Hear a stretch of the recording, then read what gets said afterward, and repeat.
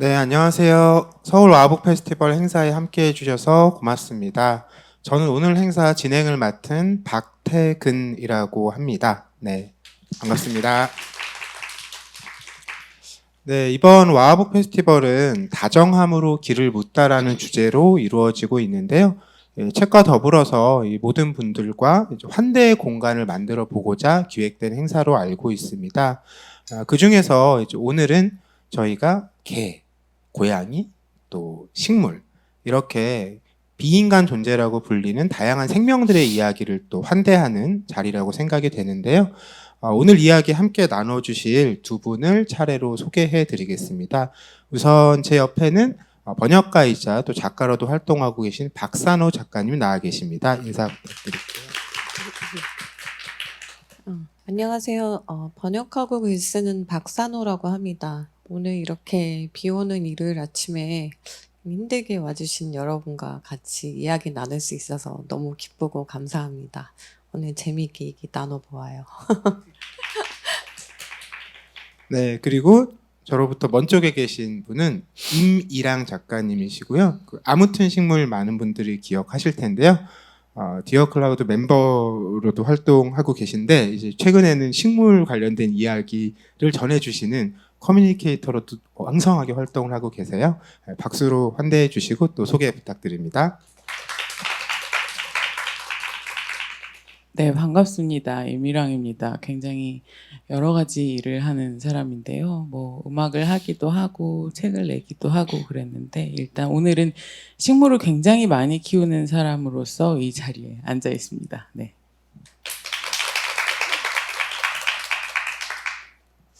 네, 임일랑 작가님께서는 식물을 많이 키우는 사람으로 이렇게 앉아 있다고 하셨는데 이제 박산호 작가님께서는 실제로 개와 고양이와 함께 살고 계시는데 개와 고양이 소개도 좀 해주시죠. 네, 저는 길에서 데려온 갈색 고양이 송이라고 올해 이제 9살이라서 이제 거의 어르신의 경지에 오른 고양이가 있고요. 또 이제 해피고 별명이 해과장이에요. 이제 검은색 블랙탄 시바인데 이제 2살이라서 정말 아직까지 에너지가 넘치는 그래서 이 두 아이와 같이 굉장히 힘겹게 집사로 살아가고 있습니다. 네, 저희가 책 이야기에 본격적으로 들어가기 전에 정원가들이 서로를 확인하는 방법이 있다고 이 책에 소개가 돼 있어요. 네. 만나면 이제 시작하는 게 날씨 이야기라고 하더라고요. 근데 뭐 오늘 날씨 어때 이런 얘기가 아니라 이 사람들이 제일 많이 하는 얘기가 이런 봄은 난생 처음이다. 또 갑자기 날이 쌀쌀해지면 이렇게 추운 봄은 겪어본 적이 없다. 뭐 이런 얘기들을 한다고 하는데 저희도 오늘 가을의 초입이긴 하지만 갑자기 비가 와서 네네. 행사 진행하시는 관계자분들께서 굉장히 염려를 하셨는데 이렇게 함께 해주셔서 일단 너무 감사하다는 말씀을 드리고 싶고요. 이미랑 작가님이 저희 셋 중엔 정원가에 가장 가까울 것 같은데 네네. 정말 이렇게 날씨 얘기 많이 하시나요? 저는 일단 핸드폰에 날씨 어플이 3가지가 있거든요. 이게 날씨 어플이 각자 날씨 어플마다 다 얘기해주는 날씨가 다른 거 혹시 알고 계시나요? 그래서 이 어플에서는 17도라고 하는데 이 어플에서는 19도라고 하고 이 어플에서는 비가 올 거라고 하면 나만의 데이터를 쫙 돌려가지고 오늘 어쩜 비가 올 수도 있으니까 요렇게 대처해야겠다 이런 식으로 늘 나만의 데이터로 저는 뭔가 이렇게 계속 살아가는 편입니다. 네. 계절에 따라서 식물들도 자리도 바꿔주고 공간도 옮기고 해야 되지 않을까요? 이게 계절에 따라서뿐만 아니고 굉장히 계절에 따라서 그날 날씨에 따라서 그리고 내 기분에 따라서도 되게 달라지는데요. 만약에 내가 오늘 식물에 대한 글을 써야겠다. 오늘 마감이 있는데 도저히 나 혼자는 못하겠다. 그러면 이렇게 책상 주변에 막 화분을 엄청나게 갖다 놓고 얘네는 오늘 하루는 광합성은 못하는 거죠. 그러면 그래서 이렇게 쫙 화분을 갖다 놓고 한다든지 아니면 어떤 날씨 어플에서는 비가 올 거라고 하는데 지금 테라스에 내놓은 식물이 막 물을 줘야 되는 그런 상황일 수 있잖아요. 그럴 때 이제 각자 가드너들의 경험에 따라서 행동을 하는 건데 저는 그럴 때 물을 아주 조금만 주고 비를 기다리는 편이고요. 네. 개와 고양이도 날씨에 민감하게 반응하나요? 그러니까 고양이도 산책량이라고 아주 희귀하게 소수의 몇 퍼센트가 산책을 즐기는 고양이가 있다고 들었는데 저희 송이는 이제 워낙에 예민한 아이라서 오히려 이렇게 장롱 같은 데 틀어박히는 걸 좋아해서 날씨가 상관없는데 문제는 이제 저희 해과장이 매일 나가서 이렇게 그 화장실을 해결해야 되는 아이라 이렇게 막 올해 유난히 비가 엄청나게 많이 왔잖아요. 그래서 이제 굉장히 좀 우울해하고 집에서는 이제 화장실을 안 가려고 하는 아이라 저도 이제 비에 대해서 되게 이제 민감해지게 된 거죠. 그래서 이제 보습이 내리는 날은 이제 싫어도 이제 억지로 비옷 입히고 나가서 이제 해결을 하고 그래서 비 오면 굉장히 구슬픈 표정으로 밖을 내다봐요 해과장이. 그럼 저도 막 마음이 같이 무너진 어떻게 우리 나가야 되는데, 그러니까 말씀하신 대로 이제 되게 온도 이런 데 이제 민감하시지만 저는 이제 비가 오냐 안 오냐에 따라서 그날의 이제 해과장의 무드가 결정되는 이제 그런 좀 애로사항이 있는 것 같습니다. 그럼 해 과장님은 실내 배변은 전혀 안 하세요? 그러니까 얼마 전까지만 해도 네. 그냥 이제 못 참겠으면 했는데 언제부턴가 아예 안 가는 거예요. 그러니까 제가 너무 이제 불안해가지고, 그러니까 참다 이제 소변 같은 거는 한 번씩 찍 갈기는 식으로라도 하는데 네네. 찍 아예- 갈겼습니다, 여러분. 네. 아예 막 지나간 날은 다음날 아침에 제가 아침잠이 많은 사람인데도 불구하고 일찍 일어나서 막 데리고 가면 정말 한강이 되도록 집 나가자마자 그래서 좀 그냥 이렇게 아예 정말 그 막 우산 같은 비옷을 사서라도 입고 막 나가야 되나 요새 고민 중이에요. 그 우산 같은 비옷 너무 귀엽잖아요, 요즘에. 인터넷에 많이 돌아다니는 음. 사진들이 있는데 언젠가 보고 싶습니다. 해 과장님이 그 네, 우산 같은 제가 비옷. 열심히 올리겠습니다 인스타. 네. 이 뭐 날씨 이야기가 뭐 엉뚱하다고 생각되실 수도 있지만 사실은 우리가 얘기하는 환대나 다른 생명과 우리가 함께 살아갈 때 너무나 우리가 이전에 비해서 생각하게 되는 일인 것 같아요. 그러니까 도시 생활자로 살다 보면 뭐 주말에 이렇게 종일 집에서 있다 보면 비가 오나 뭐 눈이 오나 날씨가 어떻거나 그 전혀 상관없이 하루를 보낼 수도 있잖아요. 근데 이렇게 식물이든 뭐 개든 고양이든 다른 생명과 함께 살아갈 때는 뭐 그게 꼭 그런 생명이 아니라 내가 아닌 다른 사람이어도 그런 걸 고려하게 되겠죠. 맞아요. 그런 맞아요. 측면이 있는 것 같아요. 네, 저희 오늘 그러면 본격적으로 주제도서 이야기로 들어가 볼 텐데요. 오늘은 카렐 차페크의 책 두 권으로 여러분들과 함께 이야기를 나눠보려고 합니다. 개와 고양이를 키웁니다라는 책하고 정원가의 12달인데요. 앞서도 말씀드렸듯이 아마 오늘 이제 두 책에서 주로 개와 고양이는 이제 박찬호 작가님께서 또 정원가의 얘기는 또 임일랑 작가님께서 전문가로 초빙되신 분들이니까 그 각각의 책을 우선 두 분께 좀 소개를 부탁드리려고 하고요. 그 소개되는 동안에 이 두 권의 책에 그 카렐 차페크 본인이 또 형인 요제프 차페크가 그린 그 사파들이 있어서 함께 좀 보여드리려고 해요. 그래서 귀로는 두 분의 말씀, 또 눈으로는 사파에 좀 기울여 주시면 감사드리겠습니다. 우선 그 박찬호 작가님께 그 개와 고양이를 키웁니다 책 소개 부탁드리겠습니다.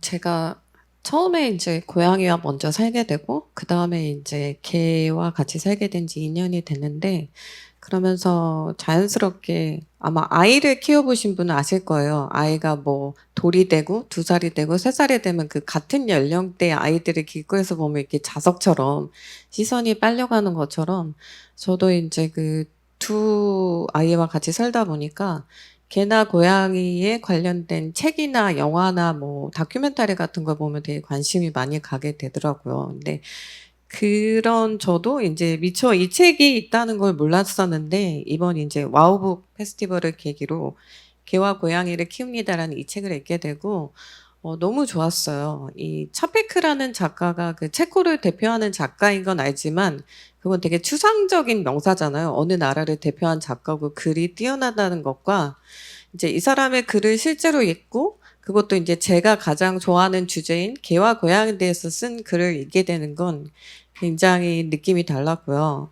여기서는 이제 제목은 개와 고양이를 키웁니다지만 거의 90% 정도 개의 관한 이야기가 나오는데 제가 마침 또 이제 그 2살짜리 그 에너지 넘치는 시바를 키우다 보니까 너무 이제 공감하고 이제 그런 이야기가 굉장히 많이 나오는 한편으로 이게 이제 100년 전에 개를 키우는 문화다 보니까 지금으로서는 이해할 수 없거나 좀 충격적인 얘기도 나오고 그래서 아, 과연 개라는 동물이 우리 옆에 있으면서 어떤 변화를 거쳐왔는가 그런 걸 또 다시 한번 돌아볼 수 있는 계기가 된 아주 좋은 책이라서 혹시 그 이제 반려동물을 키우고 싶거나 이미 키우고 계신 분들이라면 꼭 한번 읽어보시라고 추천하고 싶은 책입니다. 네, 말씀 잘 들었고요. 일단 두 권의 책 이야기를 소개를 듣고 나서 본격적으로 이야기를 나눠보겠습니다. 이어서 이번에는 이미랑 작가님께서 정원가의 12달 책 소개해 주세요. 네. 정원가의 12달 같은 경우는 제가 가드닝을 시작할 때부터 정말 이야기를 많이 들어왔어요. 그래서 진짜 너무너무 많은 가드너들이 늘 1번으로 꼽는 책이에요. 그래서 모든 식물 관련된 이야기를 쓰는 사람들한테 약간 라이벌 같은 느낌을 주는 그런 책이기도 한데요.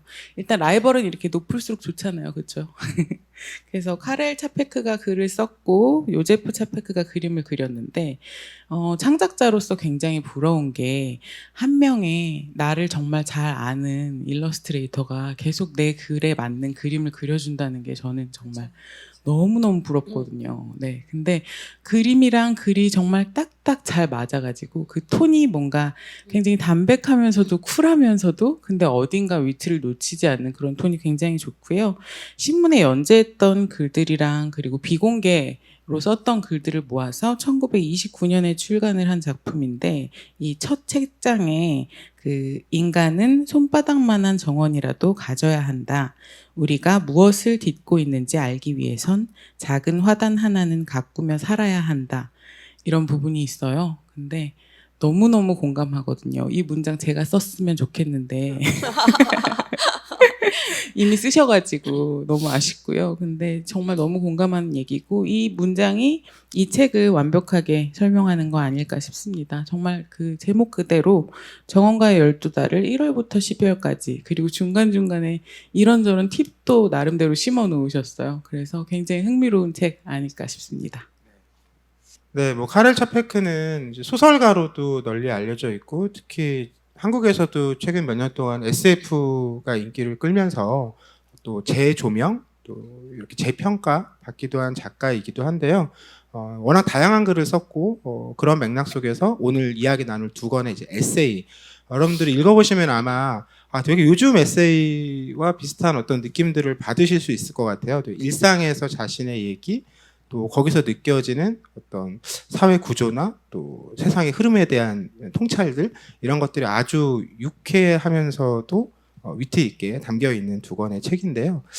이제 책 이야기를 좀 본격적으로 나눠볼 텐데 제가 조금 전에 말씀드렸듯이 한편으로는 시간의 격차가 한 100년 가까이 되는데 그게 크게 느껴지지 않는다는 느낌도 있고 그럼에도 또 세세하게 보면 이런 부분들은 좀 지금 쓰기는 어렵겠는데 지금 받아들이기는 어렵겠는데 이런 부분들도 있는 것 같아요. 근데 우선은 두 분께서도 어떤 이 카렐 차페크와 비슷한 상황에서 비슷한 고민들 또 비슷한 경험들을 하셨을 것 같아서 좀 이건 정말 내 얘기 같다라고 느낀 대목부터 살펴보면 좋을 텐데요. 좀 이야기를 하나씩 풀어보실까요? 여기서는 그러니까 100년 전이니까 이제 인간도 뭐 피임 수단이 없고, 그러니까 그만큼 이제 동물에 대해서는 전혀 피임이란 걸 생각할 수 없고, 또 이제 지금은 각자 우리 아파트에서 아니면 이제 그 빌라에서 그 강아지를 키우잖아요. 근데 이제 그때만 해도 거의 이제 문 열어놓고 다들 정말 풀어놓고 키우니까 얘들이 밖에 가서 이제 생명을 잉태해서 오면 아무도 이렇게 통제할 수 없는 그런 환경에서 이제 사람들이 개나 고양이를 키우다 보니까 이제 차페크가 키우는 그 개들이 이제 차례차례 임신을 해서 계속 이렇게 새끼들을 낳는 그런 얘기가 나와요. 근데 이제 그러면서 바로 옆에서 들여다본 그 강아지가 성장하는 과정을 정말 육아 일기처럼 너무너무 이렇게 애정 어린 시선으로 이렇게 이제 그 글을 썼거든요. 그리고 이제 아까 말씀하신 것처럼 형이 또 그거를 너무너무 이렇게 사랑스러운 일러스트로 해서 그 작가가 한 묘사와 그림을 보면 정말 요새 우리들이 인스타나 뭐 페이스북이나 이런 각종 SNS에 올리는 동영상보다도 더 이렇게 좀 마음을 사로잡는다고 할까요? 그런 이제 부분들이 많았는데 저는 지금 키우는 해과장을 이제 2달 넘었을 때 이제 데려왔거든요. 그러니까 정말 걔가 크는 과정을 바라보면서 또 이 친구가 굉장히 사고를 굉장히 많이 치는 친구라서 책에서 이제 그 강아지가 각종 사고 치는 장면들을 보면 아 정말 이게 내가 겪은 얘기하면서 막 괴로워하고 예를 들면은 뭐 이렇게 그 주인의 양말을 물고 이제 도망가서 이제 뭐 막 찢고 논다는데 해과장도 지금 되게 그 빨래 건조대에 양말 널어놓으면 항상 물고 가서 어딘가 숨겨놓고 막 맨날 저희 집은 항상 짝짝이 양말이 그렇게 많거든요. 뭐 그런 부분도 너무 공감이 되고 이제 이렇게 말썽꾼 친구가 갑자기 조용히 사라져서 보이지 않을 때는 편한 한편으로 굉장히 불길한 거죠. 얘가 또 무슨 사고를 치고 있는 걸까 해서 가서 보면 꼭 치명적인 또 사고를 이제 꼭 저질러 놓게 되는데 여기 책에서는 이제 빗자루 소를 다 이제 그 꼬마 강아지가 다 이제 물어 뜯어놨다 했는데 저도 바로 어제 그 딸이 쓰는 그 챕스틱 그거를 이게 체리맛 나는 것이었어요. 근데 요새 저희 강아지가 너무 뚱뚱해져가지고 이제 강제로 다이어트를 시켰더니 이 친구가 이제 집 안에 돌아다니면서 뭔가 먹을 만한 게 없을까 하다가 이제 이 챕스틱을 발견했는데 이게 플라스틱 용기 있잖아요. 그러니까 용기를 일일이 다 깨부수고 그 안에 있는 챕스틱을 다 먹어 치운 거예요. 그래서 또 병원에 가야 되는 거 아닌가 이런 식으로 병원에 너무 많이 갔거든요, 얘가. 지방을 섭취한 거군요. 예? 챕스틱으로 지방을 섭취한 거군요. 예, 그리고 체리 맛이 나니까 참을 수 없었던 것 같아요. 그 유혹을. 그래서 근데 이런 식으로 막 집안에 막 그 어렸을 때 뭐 이렇게 오줌 웅덩이 만들어 놓고 막 이런 거 보면 근데 그 과정 자체가 너무 사랑스럽거든요. 이제 화가 나는 한편으로 해서 읽으면서 정말 그 저의 육아일기를 다진 것 같은 그런 부분이 되게 공감이 많이 갔습니다. 이미랑 작가님께서는 혹시 개, 고양이와 함께 살아본 적이 있으세요? 네, 저는 사실 그 10살 때부터 한 3, 4년 전까지 한 번도 개가 없는 삶을 산 적이 없어요. 그러니까 늘 본가에서도 늘 있었고 그런데 이제 최근에는 오히려 좀 개가 없는 삶을 좀 즐기려고 노력하는 편이에요. 왜냐면 결국 내 인생에 다시 개가 들어올 건 알고 있는데 아, 확신하세요? 네. 근데 이제 좀 그 기간을 좀 길게 하려고 하는 편인데, 말씀하신 것처럼 굉장히 사고 치는 개들이 많잖아요. 그리고 이 책 안에서도 개들이 굉장히 사고를 많이 치는 친구들이에요. 근데 저는 그러니까 제일 마지막 단계에서는 노견들이 제 주변에 너무너무 많이 있었던 거예요. 그래서 좀 사고를 쳤으면 좋겠는 친구들이 오히려 많이 있었고 그 기간이 굉장히 길었어요. 그래서 오히려 뭔가 좀 사고 치는 이야기를 읽는 게 저는 굉장히 즐거웠습니다. 네. 좀 슬프네요. 그러게요. 다른 생명과 함께 한다는 게 결국 거기까지 염두에 두고 함께 책임져야 될 부분일 텐데 네네. 처음에 거기까지 상상하기가 참 쉽지 않은 것 같아요. 저도 너무 개를 좋아하고 개와 함께 살고 싶은데 저는 저게 너무 생각나서 아직은 제가 감당하고 감내할 용기가 나지 않아서 머뭇거리고 있는 상황이긴 합니다. 네. 이어서 그 이미랑 작가님께서 정원가의 12달 중에 공감 가는 대목도 좀 들려주시면 좋겠는데 제가 그 이미란 작가님 아무튼 식물 읽었을 때 기억나는 대목과 맞춰보면 좀 식물 기르는 사람들 뭘 늘 기대하고 기다리는 사람? 네네. 이런 맥락에 좀 공감대가 있지 않았을까 좀 짐작을 해보면서 말씀 부탁드릴게요. 저는 이 책이 전체가 그냥 공감이라고 보시면 돼요. 그래서 사실 제가 쓴 책이었으면 정말 좋겠다라는 생각 진짜 많이 했고요. 하지만 그래도 몇 가지 꼽아보자면 그때랑 지금이랑 되게 비슷한 점이 있는데 제가 흙을 굉장히 좋아하거든요. 근데 이게 가드너들은 각자 쓰는 흙에 굉장한 자부심이 있고 그리고 약간 작은 부분을 비밀로 남겨두고자 하는 부분들도 있어요. 왜냐하면 네. 이 친구가 이렇게 해서 우리 집에서 더 잘 자랐으니까 아마 이 친구는 내가 넣은 이 요소 때문에 더 잘 자랐을 것이다. 뭐 이런 거 있잖아요. 근데 그러면 레시피 같은 게 있는 건가요? 그쵸. 자기만의- 각자 다 레시피들이 있어요. 그래서 어떤 식물을 키울 때는 뭐 TT 배합, 어떤 식물을 키울 때는 무슨 배합 이런 식으로 배합의 이름이 많이 붙기도 하는데 이 책을 보고 있으면 그때나 지금이나 진짜 비슷한 게 정원가들이 각자 자기가 쓰는 흙에 대한 믿음이 있고 근데 그거에 대해서 막 확실히 설명을 해준다든지 이런 게 아니고 그냥 믿음이 있고 굉장히 맹신하고 있는 그런 부분이 있는 게 저는 굉장히 재밌었고요. 이게 그때나 지금이나 마찬가지구나 하는 부분이었고 그리고 5월 이야기 중에 그 캄파놀라 이야기가 나오는데요. 캄파놀라라는 식물의 희귀종일지도 모르는 근데 희귀종이라고 확실한 것도 아니에요. 중요한 거는 희귀종일지도 모르는 그런 식물이 화원에 있는데 이제 식물을 좋아하는 사람이 가서 화원 주인한테 저거 뭐냐 그랬더니 아 저거 캄파놀라 희귀종인 것 같다 이런 식으로 얘기했더니 그럼 나한테 팔아라 이런 식으로 줄다리기를 하거든요.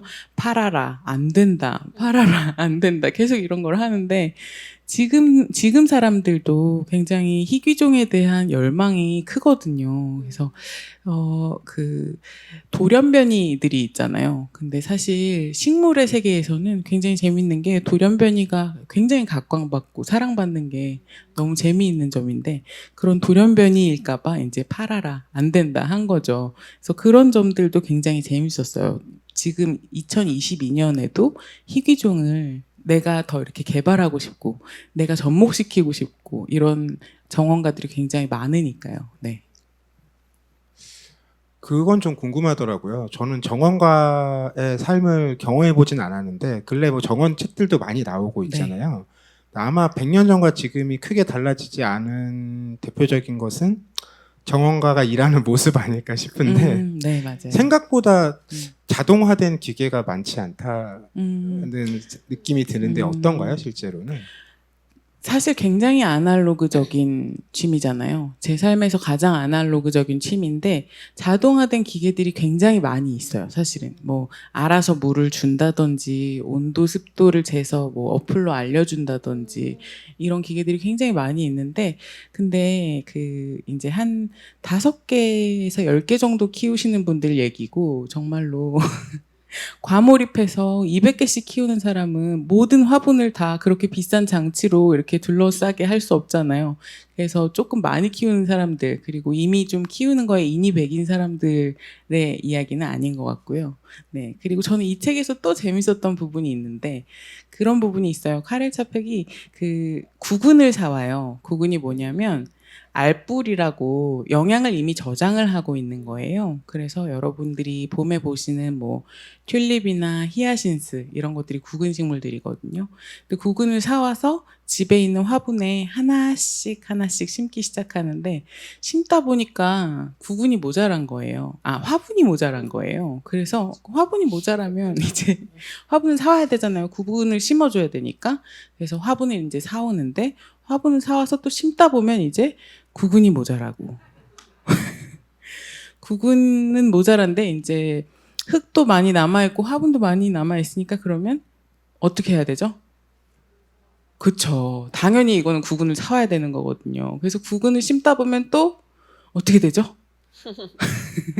또 이제 화분이 모자라게 되는 거예요. 그래서 그걸 계속 반복하게 되는데 이거는 정말 제가 장담하건대 모든 가드너들이 겪는 어떤 과정 아닐까 싶어요. 네. 네, 이제 두 분께 책에서 공감되는 대목들에 대한 말씀을 좀 부탁드렸고 이야기를 들어봤는데 한편으로는 어떤 시간의 차이, 세월의 차이, 뭐 우리가 흔히 얘기하는 시대적인 한계 이런 부분들도 찾아볼 수 있는 대목들이 있거든요. 특히 이 식물보다는 아무래도 개와 고양이를 키움이다의 그런 대목들이 많이 있지 않을까 짐작이 되는데 박찬호 작가님 말씀 부탁드릴게요. 네.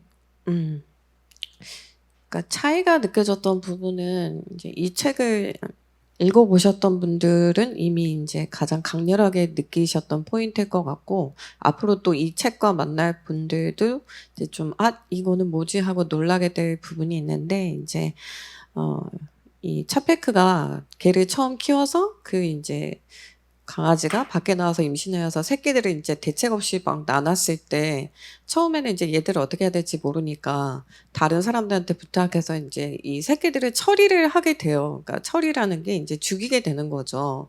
근데 그걸 너무 아무렇지 않게, 그러니까 이걸 글에 써서 발표할 정도로 이제 이렇게 됐다는, 그러니까 저희가 요새는 이제 애완동물이라고 하지 않고 반려동물이라고 하잖아요. 그러니까 그 이제 언어에 대한 인식이 변했던 것처럼 이제 굉장히 많은 그 변화가 있었던 거죠. 동물과 같이 더불어 사는 우리 문화가. 근데 제 생각에는 이제 차베크 시대는 애완동물도 아니고 그냥 같이 사는, 그냥 내가 키우는, 그리고 나는 주인이고 너는 정말 이제 그냥 동물이야, 이런 의식을 가졌기 때문에 이렇게 새끼들을 감당하지 못하는 새끼들을 처리하는 그 에피소드가 나와서 이제 너무 당황했던, 그리고 너무 이제 슬프기도 하고 그런 생각이 들었는데, 이제 차베크도 그래서 서서히 변화하는 게 보여요. 처음에 그렇게 처리해 버렸지만 그 다음부터는 이제 새끼를 낳으면 계속 이제 친구들한테 이제 가서, 처음에는 이제 막 은근슬쩍 유혹을 하죠. 너무 예쁜 강아지가 있어, 키우지 않을래? 막 이런 식으로 하다가 나중에는 이제 막 그 나눠줄 친구들이 다 동의 나니까 내가 이렇게 친구가 없는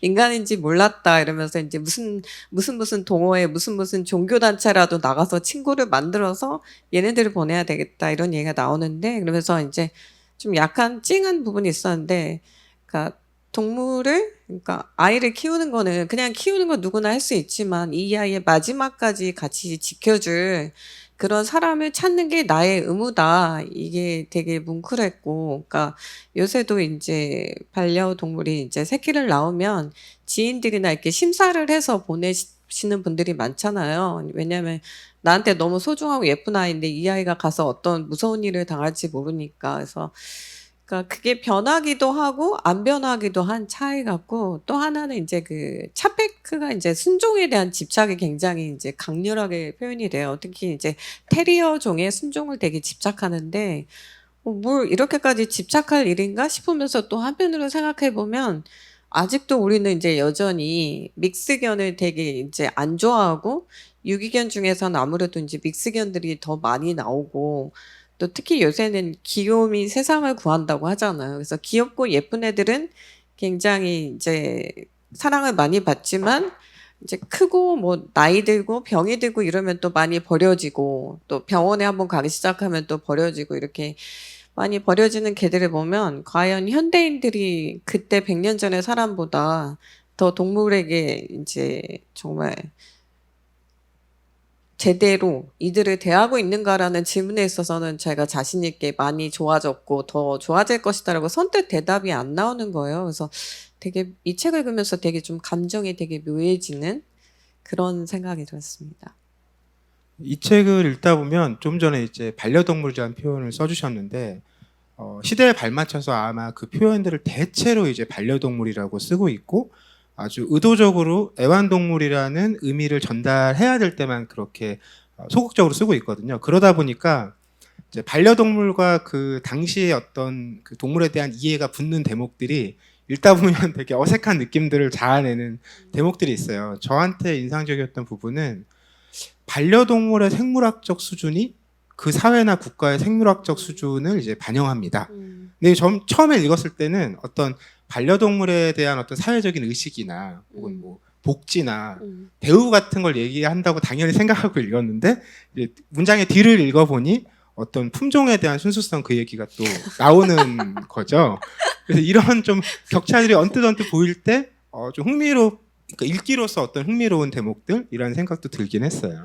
그 종에 대한 열망이 약간 잔인할 정도로 있더라고요. 그리고 저는 또 되게 재밌게 읽은 부분이 반려동물의 어떤 죽음을 대하는 자세가 2022년의 사람들과 굉장히 다르지 않은가 싶었는데, 아까 그 개체수를 조절하는 그런 것들도 그렇고, 고양이가 계속 죽는데 그거에 뭔가 큰 슬픔이 없는 것 같은 느낌? 그 동물 삶의 무게가 지금 사람들에게 있는 동물 삶의 무게와 조금 다르다는 느낌은 확실히 저는 받았던 것 같습니다. 네. 그 식물의 경우는 상대적으로는 그래도 비슷하고 달라지지 않은 점이 많을 것 같긴 한데, 네. 그럼에도 이건 이제 거리가 있는 저 같은 비전문가가 봤을 때 네. 얘기고, 더 가까이서 보신 이미랑 작가님께서 세밀하게 보셨을 때는 이런 부분은 확실히 다른데 확연히 달라졌는데 이런 대목들이 있었을 것 같거든요. 네, 그 식물은 정말 그때나 지금이나 씨앗을 뿌리면 새싹이 올라오고 새싹이 올라오고 줄기가 길어지고 이런 거는 똑같잖아요. 달라질 수가 없는 부분인데 이런 거랑 상관없이 아까의 그 캠파놀라의 이야기에 이어서 또 이야기를 해보자면 지금 같은 경우에는 그렇게 뭐 내가 살래, 안 팔아 이거를 하기 이전에 인터넷에서 좀 희귀식물을 많이 파시는 분들의 커뮤니티에서 그 이야기가 좀 왔다 갔다 했을 거라는 생각이 들었고요. 그리고 굳이 좀 다른 점들을 찾자면 각종 비료나 농약 같은 게 그때는 훨씬 유기질이었던 거예요. 그래서 뭐 골분이라든지 뭐 그 식물을 키우는 사람들끼리는 똥물 준다고 하거든요. 왜냐하면 정말로 똥물이기도 하니까요. 근데 그런 것들 위주였다면 지금은 훨씬 무기질이 많아졌고 그리고 뭐 농약 같은 것도 훨씬 화학적으로 바뀌었고 뭐 이런 다른 점들도 있었고요. 그리고 하나 좀 추측할 수 있는 게 지금도 이거는 그렇긴 한데 저는 뭐 관엽식물도 좋아하고 선인장도 좋아하고 이런 사람인데 이게 가드너들마다 다 달라서 어떤 분들은 선인장만 키우시고 어떤 분들은 관엽식물만 키우시고 이런 분들이 굉장히 많이 계세요. 근데 카렐 차페크는 선인장 키우는 사람들을 굉장히 묘하게 생각을 하고 있더라고요. 그래서 지금보다는 선인장이 많이 귀했구나라는 추측을 또 할 수 있었습니다. 박선호 작가님께서는 12달 정원과 책에서 좀 기억나는 대목이나 인상 깊었던 부분들이 어떤 부분이 있었을까요? 저는 이제 아무래도 직업이 번역하고 글 쓰다 보니까 이제 특히 에세이를 읽을 때 문장이 아름답고 이런 걸 좀 굉장히 중요시하고 이제 제가 모르는 좋은 표현이나 아름다운 구절이나 이런 걸 나오면 항상 이렇게 밑줄 치고 이제 너무 좋은 표현을 이렇게 수집하고 이런 취미가 있거든요. 근데 이 개와 고양이 책을 읽었을 때는 이제 그 강아지의 그 생기 넘치는 그 약동감 넘치는 이런 묘사는 많이 나왔지만 밑줄 칠 구절이 그렇게 많지는 않았어요. 근데 정원가의 12달은 정말 거의 모든 페이지에 밑줄을 긋고 싶을 정도로 너무 아름다운 구절이 많이 나왔는데 그리고 사고도 굉장히 깊고 근데 거기서 제가 제일 흥미로웠던 거는 그러니까 정원가는 흙을 가꾸는 사람이라는 말을 듣고 되게 감동을 받았어요. 사실 본질은 이제 정말 우리는 식물 하면 항상 식물을 생각하지만 식물 위에 살 수 있는 흙을 가꾸는 사람이라는 그 이제 표현을 보고 이제 너무 그 감동받았고 또 하나는 이제 말씀하셨지만 그 흙을 만드는 그 자기만의 레시피가 있다. 그러면서 책에서 굉장히 자세하게 뭐 예를 들면 뭐 도롱뇽 꼬리도 막 들어가야 되고 그래서 이거 뭔가 마녀의 수프를 만드는 것처럼 현대인들은 구할 수 없는 재료가 너무 많은데 싶으면서도 굉장히 너무 재밌는 거예요. 그 흙에 대한 묘사들이.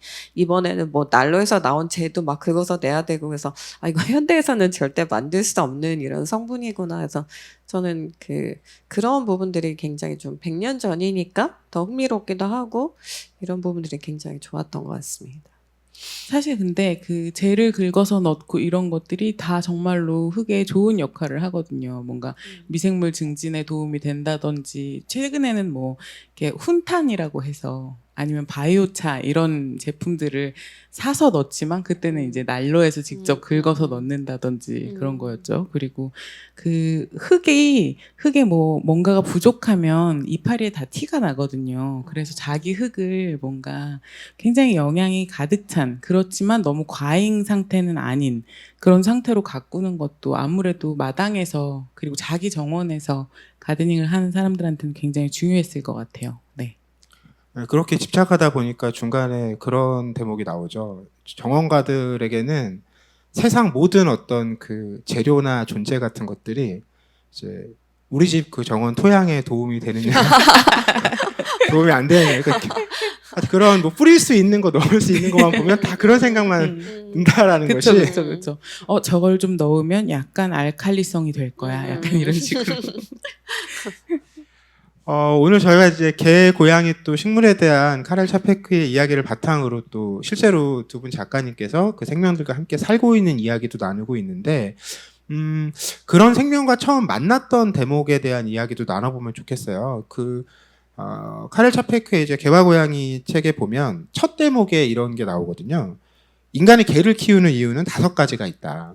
첫째가 세속적 허영심 때문에, 그리고 둘째는 집을 지키기 위해서, 셋째가 혼자 있기 싫어서, 그리고 넷째가 그냥 개가 좋아서, 그리고 마지막이 기력이 남아도는 탓에 개를 길들여 주인 노릇을 하고 싶어서. 이게 이 카렐 차페크의 어떤 유머인데, 본인은 이 중에 기력이 남아도는 쪽의 성향의 사람이라고 얘기를 하기도 했거든요. 그 박선호 작가님은 몇 번이신가요? 저는 좀 외로운 그런 건데, 저는 지금 고양이 송이와 살고 그 다음에 이제 또 해피를 데려오고, 근데 송이가 너무 까칠한 고양이거든요. 그래서 사실 남들이 뭐 고양이로 둘째를 들여라, 아니면 이제 친구들이 유기견 구조하면서 강아지로 둘째를 들여라 이런 권유를 되게 많이 했는데, 송이를 생각하면 이제 너무 이제 불쌍한 거죠. 근데 그럼에도 불구하고 이제 해과정을 데려올 수밖에 없었던 게, 이제 아이가 몇 년 전에 이제 공황이 갑자기 왔어요. 공황과 우울증이 너무 이제 심하게 극렬하게 온 케이스라서 너무 힘들어하는 거예요. 그래서 얘를 어떻게든 위로해주고 싶고 좀 생에 대한 의지를 다시 찾게 해주고 싶었는데, 그때 이제 아이가 어렸을 때부터 강아지를 키우고 싶어 했던 생각이 이제 퍼뜩 나는 거예요. 근데 이게 이제 유기견 센터에 가서 이제 우리와 맞는 아이를 찾아보고 이럴 수 있는 그런 이제 형편이 안 됐어요. 굉장히 좀 급하게 얘가 너무 힘들어했던 시기가 있어가지고, 그래서 이제 딸과 같이 이제 동네에 있는 이제 펫샵을 갔는데, 거기서 이제 다른 강아지들은 아시겠지만 다 인형 같은 애들이 이렇게 맨날 자고 있잖아요. 펫샵에 가면. 근데 거기서 해과장만 막 그 저희를 보고 미친 듯이 뛰어오르는 거예요. 점프를 한 20번 정도 하면서 이렇게 계속 우리랑 눈을 맞춰서. 저는 그때 무슨 생각했냐면, 다른 애들은 다 약한데 얘만 되게 건강하구나 이렇게 생각하고 이제 얘한테 반해서 다른 샤베를 한 번 더 보자 그래도 걔밖에 생각이 안 나는 거예요. 그래서 해과장을 데려왔는데, 데려오고 보니까 건강해서 그런 게 아니라 에너지 자체가 너무 미친 에너지였는데 이제 저희가 모르고 데려온 거죠. 근데 예, 그래서 이거 뭔가 실수한 건가? 뭐 이런 생각도 했는데, 어쨌든 그 해과장의 그 미친 에너지가 이제 그 에너지가 없어서 이제 좀 힘들어하고 막 우울해하던 이제 딸이 굉장히 많이 이제 치유가 됐고, 오히려 이제 아이보다도 제가 아이 때문에 힘들고 슬퍼했을 때도 굉장히 이제 큰 위로를 줘서, 해가장이 각종 사고를 쳐서 사실 병원비가 이미 해가장을 데려온 돈의 몇 배를 뛰어넘는 그런 돈이 됐는데도 정말 병원비가 아깝지 않을 정도로 막 이렇게 우리 가족을 지켜준 아이라는 소중한 아이가 됐죠, 지금. 그러면 개 이전에 그 송이는 어떻게 함께 살게 되셨어요? 송이는 좀 사연이 특이한데, 송이도 그러니까 좀 이건 되게 그 딸이 그 아주 초등학교 다녔을 때부터 자기는 외동딸이니까 동생이 없어서 너무 외롭다, 꼭 강아지를 사달라 했는데, 그러니까 데려오자 했는데, 제가 너무 그때는 키울 이제 감당이 안 되는 거예요. 근데 어느 날 길거리 지나가고 있는데 어떤 아주머니가 박스에다 온갖 애들을 모아놓고 이제 뭐 한 마리에 몇만 원 이렇게 팔고 계신데, 거기에 송이가 있었는데 너무 예쁜 거예요. 그래서 그때는 얕은 마음에 고양이 데려오면 너무 이렇게 정말 강아지처럼 매일 산책 안 시켜도 되고 좋겠지 하고 데려왔는데, 또 그때는 공교롭게 제가 약간 좀 우울한 상태였는데, 오히려 아이는 그냥 고양이 보고도 시큰둥했는데 예쁘긴 하지만, 제가 송이를 키우면 항상 제가 번역하느라고 이렇게 컴퓨터 뭐 일을 하고 있으면 애기 고양이니까 올라와서 항상 제 무릎에서 잠을 자더라고요. 아니면 제가 교정지 늘어놓으면 교정지 위에서 자고. 그래서 그때 굉장히 또 위로를 많이 받아서, 저는 그 외로울 때 그 인간에게 힘을 주는 대상으로 좀 그런 이만한 애들이 없지 않나 이런 생각이 들어요.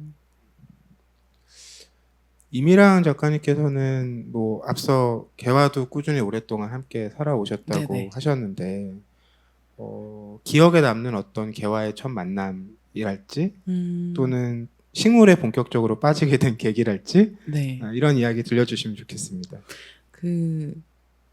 저는 일단 개가 있는 공기를 굉장히 좋아하거든요.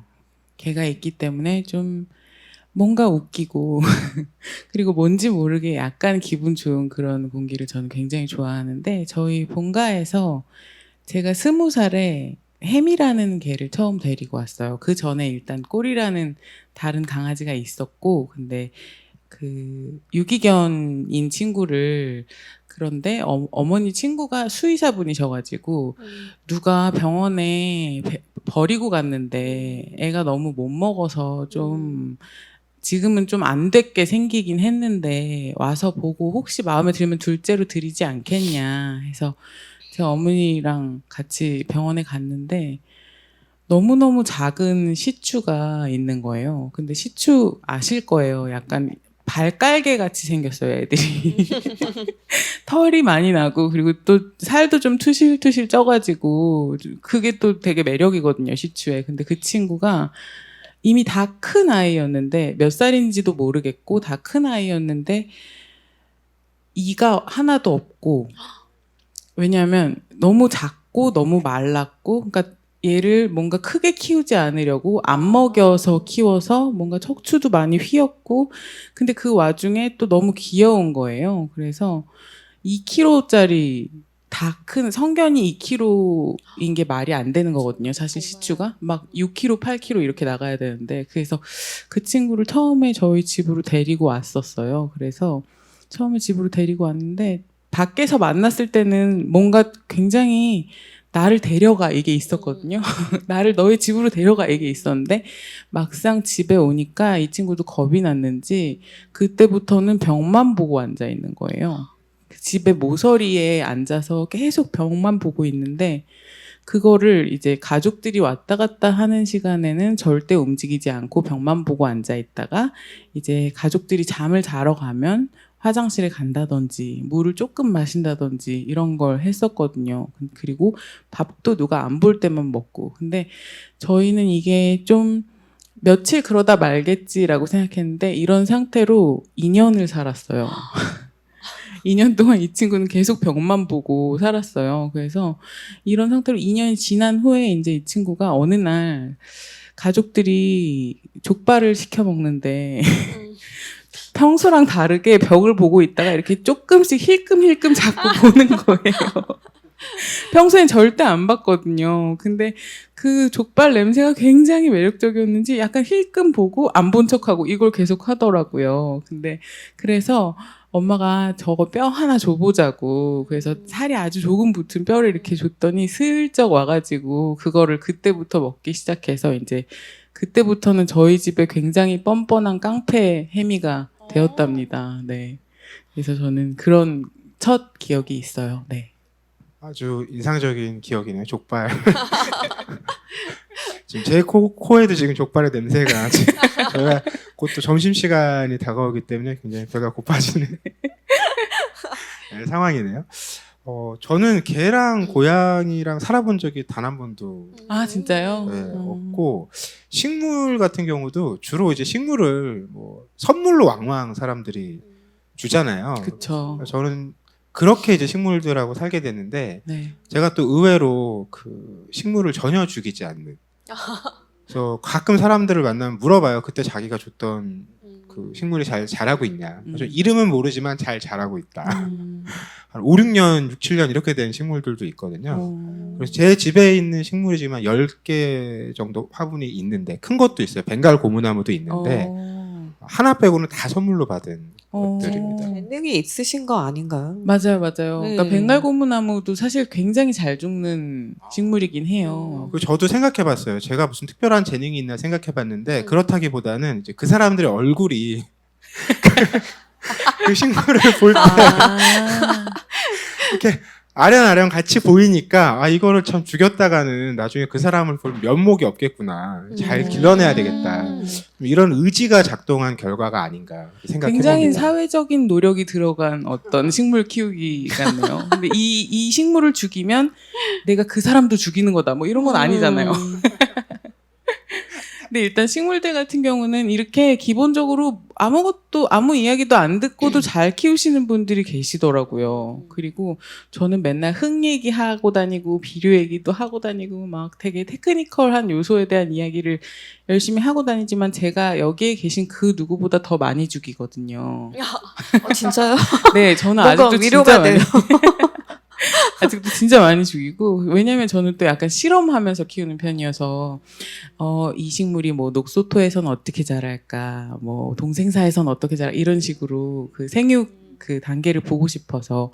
근데 기본적으로 이렇게 그냥, 당연히 식물 그냥 사는 거 아니야? 이런 느낌으로 잘 키우시는 분들이 굉장히 많은데, 저는 그럴 때마다 약간 어머니, 아버지들이 키우시는 그런 막, 베고니아, 이런 제라늄 이런 식물들 생각 되게 많이 하는데 어떤 사람들은 적당히 무심해야 잘 큰다는 이야기를 하는 사람들이 있어요. 식물을 키울 때.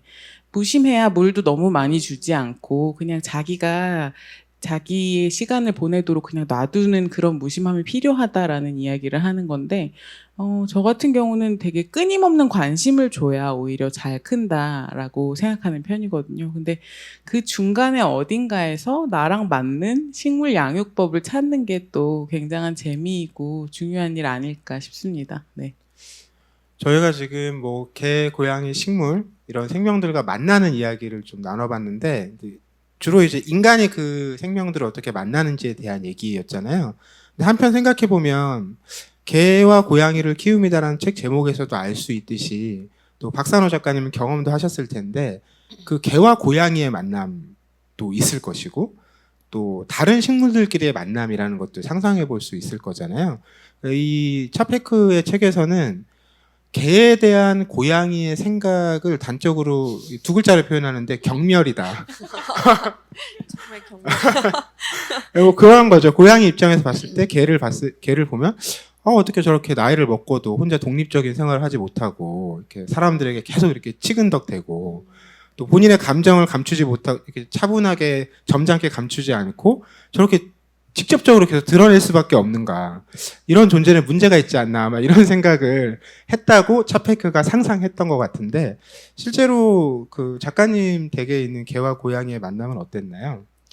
그러니까 송이가 워낙에 너무 까칠한 고양이라 예를 들면 제 친구가 이제 유기묘 정말 어린 애를 구조해 와가지고 막 이렇게 젖병 들고 먹는 애를 이제 우리 집에 놀러 온 거예요. 제가 쓰던 고양이 이제 용품들도 주고 이제 뭐 육묘 팁도 알려주겠다 했는데 보통 큰 애와 그렇게 새끼가 만나면 좀 모성 본능이라는 게 있을 줄 알았는데 막 되게 하악거리면서 막 공격을 하려고 그래서 얘는 정말 둘째를 들이면 안 되겠다 했는데 이제 피치 못할 사정으로 이제 그 해피를 정말 종이 상자에 넣어서 왔단 말이에요. 그래서 이제 정말 저희는 공포의 시간이었죠. 이 조그만 애를 막 핥히면, 그러니까 그때 또 그 주위 분들이 무슨 얘기를 하셨냐면 고양이 발톱이 되게 날카롭거든요. 이걸로 꼬마를, 그러니까 강아지를 잘못 때리면 실명이 될 수도 있다. 눈 같은 데를 긁으면. 그래서 이제 저희가 초긴장해가지고 이제 울타리 쳐놓고 이제 못 들어가게 했는데 이제 고양이가 이제 그런 울타리는 굉장히 쉽게 막 넘어서 왔다 갔다 하잖아요. 그러니까 처음에 해가장이 왔을 때는 맨날 자니까 굉장히 이제 심기가 불편한 표정으로 가서 한 번씩 냄새를 맡아보면서도 그때는 이제 뭐 그냥 네가 이 안에만 있겠지 하고 착각했던 것 같아요. 이 울타리가 언젠가 이제 봉인 해제가 될 거란 생각 못해서 그냥 송이가 원할 때 가서 한 번씩 냄새 맡아보고 한번 툭툭 쳐보고 다시 나오고 그랬는데 이제 그때까지는 이제 위태위태하게 평화가 지속됐는데 그러다가 이제 언젠가 이제 더 이상 울타리에 가둬 놓을 수 없을 정도로 크게 되면서 이제 둘이 전쟁이 시작됐는데 정말 지금도 그렇지만 송이가 그 해과장을 볼 때 눈빛은 항상 경멸이에요. 뭐 저런 놈이 있단 말인가 막 이런. 그리고 이제 굉장히 저는 그 아주 옛날에는 그 과학자들이나 철학자들이 동물에게 마음이 없다고 봤거든요. 그래서 그런 글도 굉장히 많이 있고 하는데 저는 그 이 두 아이를 같이 키우면서 느끼게 된 게 정말 질투가 심해요, 둘 다. 그래서 이제 방마다 울타리를 제가 쳐놨거든요. 안 그러면 이제 둘이 막 싸우고 또 시바는 사냥개 본능이 있어서 움직이는 거 무조건 따라가서 이렇게 물어야 된다는 그런 그 본능이 남아있거든요. 근데 송이는 너무 가당찮죠. 너가 아기 때부터 봤는데 네가 나한테 감히? 막 이러면서 이제 싸우니까. 그래서 그 또 여기서 책이 나오지만 고양이는 혼자 노는 걸 좋아하고 이게 또 이렇게 쓰다듬는 것도 저도 9년을 같이 살았어도 쓰다듬는 걸 허락하지 않거든요. 송이는. 근데 이제 해과장이 막 저한테 애교 부리고 이러면 굉장히 질투와 경멸과 분노가 섞인 시선으로 막 이글이글 타오른 눈으로 저희가 이렇게 막 쓰다듬고 노는 걸 봐요. 그러면 또 미안해. 그래서 제가 가서 이제 달래주고 뭐 이런 식인데, 그러니까 굉장히 해과장은 관종, 인간이 봐줘야 되고 애정을 줘야 되고 쓰다듬어 줘야 되고 이걸 항상 바라고, 또 해과장이 너무 특이한 게 자기를 그렇게 싫어하는 걸 아는데도 공을 물어다가 울타리 앞에 딱 갖다 놔요. 던져요. 송이 앞에. 저희는 너무 황당하죠. 송이 보고 지금 저 공을 던지라는 말인가. 근데 그럴 정도로 관심을 너무 갈구하는 한편 이제 송이는 굉장히 도도하고 고고하고 절대 어떤 상황에서도 이제 자기의 마음을 드러내지 않는. 그러니까 고양이는 되게 귀족적이고 강아지는 정말 사회적인 그런 생물이구나 이런 생각이 드는데, 이 책에서 이제 제가 가장 공감했던 게 뭐냐면 창작자들도 정말 개와 같다. 그러니까 뭐 작가라면 독자의 관심, 음악가라면 이제 관객의 이제 애정 이런 거를 이제 그 거기에 의지해서 살다 보면 마음이 무너질 수 있다 그러는데, 저는 그걸 보면서 너무 적절한 비유다 이런 생각이 들고, 하여튼 너무 독립적인 애와 너무 이렇게 사람 애정을 갈구하는 존재랑 살다 보니까 굉장히 마음 공부를 많이 하게 되는 것 같아요. 저는 보면서 그 카렐 차페크의 세계에 있는 개들은 너무너무 개구장인 거예요. 아무래도 이제 한국에서 우리가 키우는 개들보다는 좀 사이즈가 큰 개들을 키우기도 했고, 그리고 굉장히 좀 자연에 가깝게, 지금보다는 자연에 훨씬 더 가깝게 키우던 시절이어서 그런 게 아닌가 싶은데, 그 앞부분에 민다라는 개 이야기가 나오잖아요. 근데 그 개가 뭐 혼자 두면 약간 분리불안이 있어서 모든 걸 다 먹어치워요. 그래서 모든 걸 다 먹어치우고 한동안 별로 몸이 좋지 않아서 되게 힘들어 했는데, 그러고 나서 또 혼자 뒀을 때 문을 다 뜯어 먹어가지고 나와서 이제 같이 있게 되는 뭐 그런 이야기가 있었는데, 그 정도로 개구진 개를 사실 저는 본 적은 없어요. 저는 굉장히 사람들과 유대 관계가 확실하게 일어나서 그렇게 많은 사고를 치지 않고 사는 개들을 훨씬 많이 보긴 했어요.